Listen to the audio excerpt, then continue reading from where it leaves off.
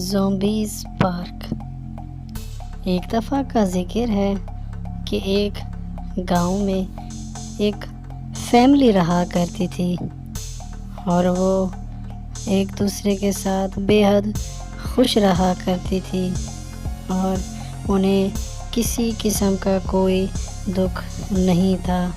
وہ ایک دوسرے کے ساتھ ہنسی خوشی رہا کرتی تھی، لیکن انہیں کیا پتہ تھا کہ ان کے دیہات کے ساتھ ہی ایک جنگل میں ایک قبر میں سے ایک زومبی اٹھایا اور وہ آتے ہی اس دیہات کی طرف چل پڑا۔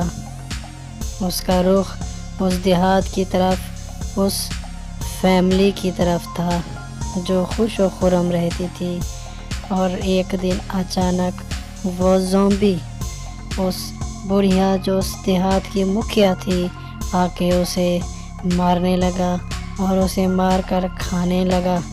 تب اچانک اس نے باقی بندوں کی طرف رخ کیا اور راجو کو پکڑنا چاہا، لیکن راجو اور اس کی فیملی فوراً وہاں سے بھاگ گئے۔ لیکن اگلے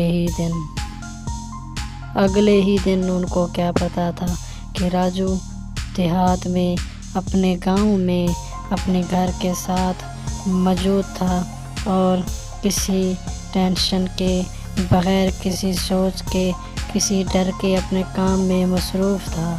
پھر اچانک ایک وہ زومبی جو بڑھیا جو مکھیا تھی وہ زومبی بن کر آ گئی اور آتے ہی راجو پر اس نے حملہ کر دیا اور اس حملے سے راجو بھی نیچے گر گیا اور مر گیا۔